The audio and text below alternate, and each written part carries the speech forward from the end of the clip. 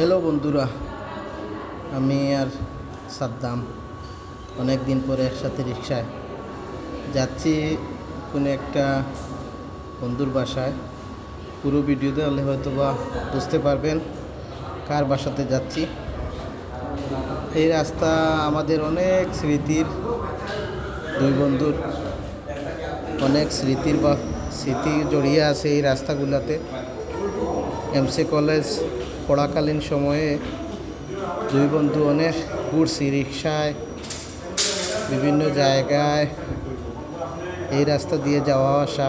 যেহেতু সুবিধ বাজার পয়েন্টে আমরা 3 মাস ছিলাম একসাথে। এই ফাইনালি আর একটা বন্ধুকে পেয়ে গেলাম, যার বাসায় আজকে আমরা যাচ্ছি। সিলেট আসার পর বন্ধু খবর দিল যে আজকে তার বাসা যাওয়ার জন্য। যেই বাবা সেই কাজ। আমি আর সাদ্দাম নুয়ানের বাসায় যাচ্ছি আজকে।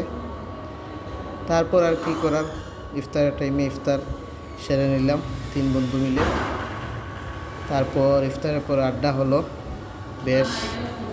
তারপর ভাবলাম বাসায় চা না খেয়ে আমরা টি স্টলে, যে এখানে অনেকটা সময় আমরা পার করতাম, সেই টি স্টলে চায়ের স্বাদ নিলাম।